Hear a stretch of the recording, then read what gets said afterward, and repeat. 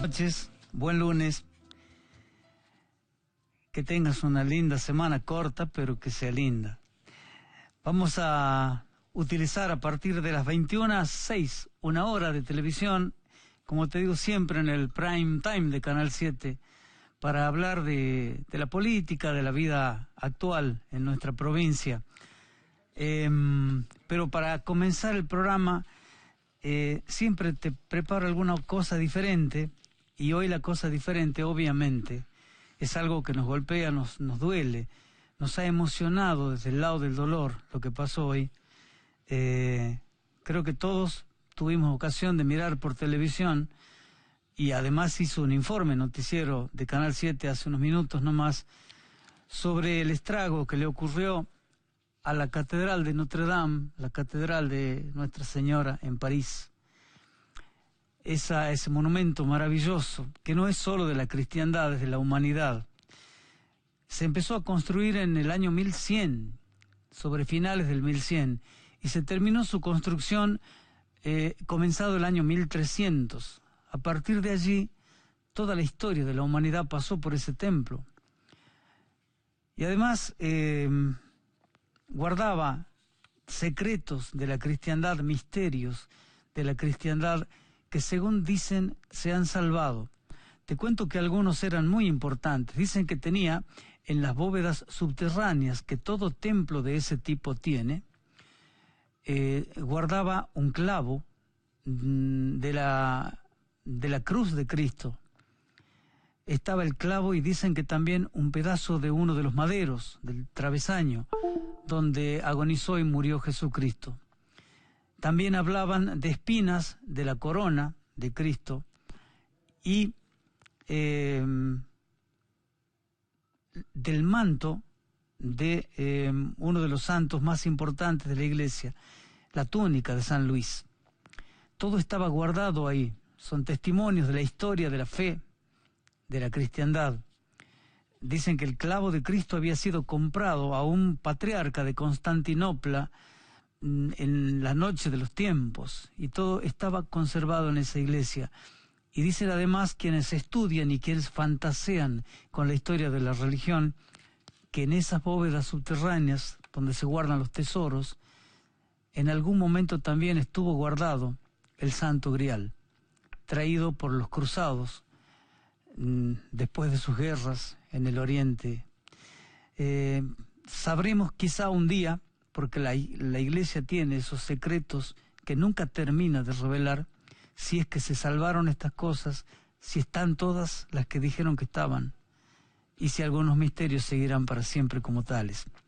Pero ver el fuego ardiendo y destruyendo esa iglesia golpeó al mundo, católicos y no católicos, porque esos templos, como los templos budistas, las mezquitas, como la propia Capilla Sixtina, guardan en sí la historia de la humanidad.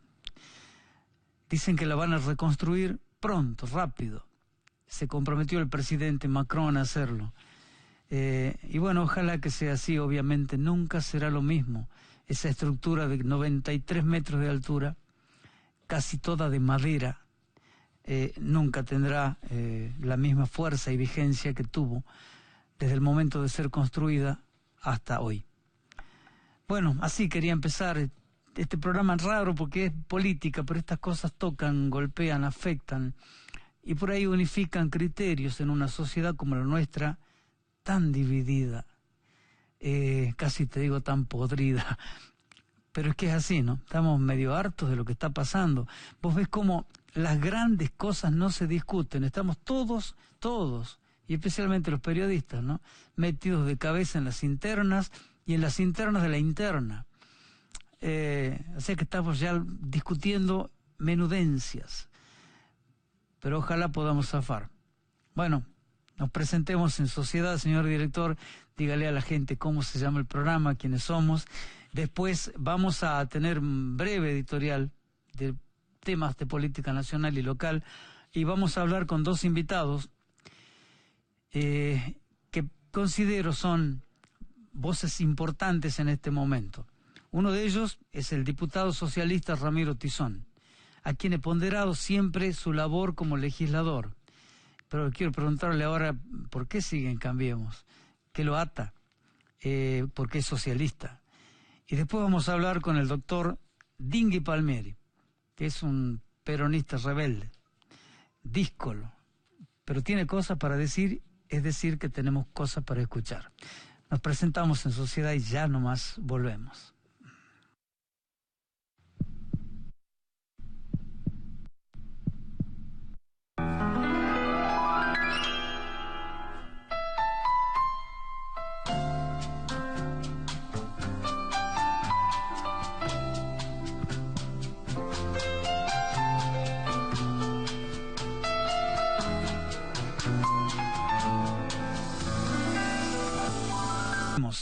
Te decía, tenemos que arrancar obviamente con la política nacional. Entre Ríos ayer fue, no te digo una sorpresa, en realidad se esperaba que gane el gobernador Bordet, lo que no se esperaba es que gane de la forma en que lo hizo.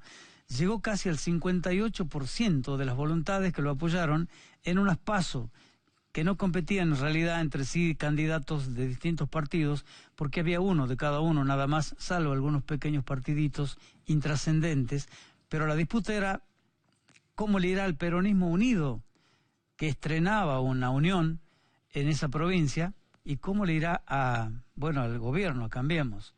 Sacó el 58% contra el 25% de Benedetti, que era el representante de la Unión Cívica Radical y de Cambiemos. El golpe fue doblemente fuerte para Cambiemos, porque el jueves, horas antes que entre en vigencia la veda electoral, ¿quiénes estuvieron allí? Nada menos que el presidente Mauricio Macri, y a quien habían sindicado como el jefe político de Entre Ríos, el ministro Rogelio Frigerio. Sí, le hicieron hacer papa a Frigerio, el ministro más serio que tiene el Gabinete Nacional. El más importante, tengo entendido, es el que se puede recurrir en todo momento, porque los demás están en otra cosa. Bueno, lo hicieron perder a Frigerio, perdió el presidente, perdió Benedetti, y se encaramó la idea del peronismo unido. Hay que ver si esto se replica en otras provincias y finalmente a nivel nacional. A nosotros nos interesa saber si se podrá replicar en Jujuy, donde el peronismo parece un hormiguero pateado. Después vamos a charlar de esto con uno de los invitados seguramente. Córdoba fue otra provincia importante que tuvo elecciones en municipios. La Unión Cívica Radical ganó en 70 municipios, lo que le dio un fuerte impulso a Mestre, que está por pelear para la gobernación. Pero también el peronismo recobró algunos municipios que había perdido y se hizo fuerte y ganó en 28 municipios, muchos importantes. Esto no quiere decir que vaya a cambiar el resultado final, donde parece que Schiaretti es número puesto. De todos modos, Schiaretti tiene buena relación con el presidente Macri, y de continuar su gestión el presidente, las cosas de Córdoba no cambiarían mucho. Pero el indicio es que el peronismo, cuando se propone y se une, puede dar sorpresas, y puede ganar, y puede volver. Pero lo tendrían que entender los peronistas. Ocurrió un pequeño detalle también, pero son pequeños detalles que suman. En la Facultad de Derecho, emblemática Facultad de Derecho de la ciudad de Rosario, la Universidad del Litoral, por primera vez en muchísimos años, el peronismo ganó el centro de estudiantes y se lo arrebató al socialismo, que estaba allí instalado por obra y gracia de su militancia y del gobernador de la provincia, el socialista Lifchitz. Así que son mensajes, señales, el que quiera oír que oiga, dicen que dijo una vez una persona importante. Bueno, el presidente prohibió las colectoras. Recordamos todavía que acá, el gobernador Gerardo Morales, cuando le tocó competir por la gobernación, iba en casi todas las boletas. Él iba con Macri, con Stolbizer, con Massa, con Adolfo Rodríguez A. Ahora quedará solamente Macri, suponemos. Esto es una jugada para darle más fuerza a María Eugenia Vidal en Buenos Aires y deprimir la jugada política que esperaba hacer el peronismo. O sea, la cosa está que arde. Pero te das cuenta que estamos hablando de esto cuando en realidad lo importante pasa por otro lado. Pasa porque mañana tenés que ir al supermercado y tenés que pagar la prepaga y tenés que tratar de escaparle a tener más deudas y de zafar de no pagar el mínimo de la tarjeta porque se va a hacer una bola de nieve que te va a arrastrar en el invierno. Esto es lo importante. Y lo más importante que en horas más se va a conocer el índice de la inflación del último mes. Y sabés que dicen que va a ser alrededor de 4%, o sea, nos estamos yendo al diablo. Y el presidente, para calmar los ánimos, dijo hace horas nomás que se espera un pico más, pero que es el último, porque a partir de aquí empezamos a levantar. ¿Será? Bueno, hay muchas noticias. Me sorprendió con esta tarde, la Cámara Federal de Apelaciones desprocesó al poderoso empresario dueño de Techint, Paolo Rocca. Lo sacó de la causa de los cuadernos. ¿Sabe por qué?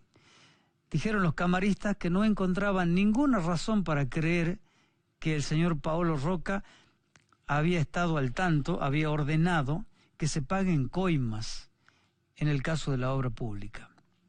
O sea, semejante empresario, un empresario de nivel mundial, que por detrás de él pasen elefantes y no se dé cuenta, es bastante raro. Lo que no es raro, cómo la justicia se acomoda según los tiempos que pasan. No es nuevo esto en la Argentina, no es nuevo, y no por ser viejo deja de ser vergonzoso. Bueno, muchas cosas más, pero ya nos callamos. Hasta acá llegamos. Te decía que vamos a aprovechar con los invitados de preguntarles todo lo que pasa y a ver qué dice alguien del oficialismo y alguien de la oposición de lo que yo vengo llamando como el fenómeno Julio Ferreira. Una encuesta de la empresa Aresco, una de las más grandes y más importantes, que fue comentada por uno de los columnistas, creo que el principal columnista del diario Clarín, nada menos, le asigna hoy una intención de voto del 25% en Jujuy. Cuando le preguntás a los radicales se asustan, te dicen que es mentira. Preguntás a los peronistas, te dicen, no hay que llevar la punta, se cae enseguida. Y unos y otros te dicen, a este lo manda Gerardo. Y del otro lado te dicen, a este lo manda Rivarola. Sinceramente no sé. Tal vez algún buen periodista te puede decir quién lo manda. O si viene solo. Vamos a la pausa. Vamos a hablar enseguida con el diputado socialista de Cambio Jujuy, el doctor Ramiro Tizón.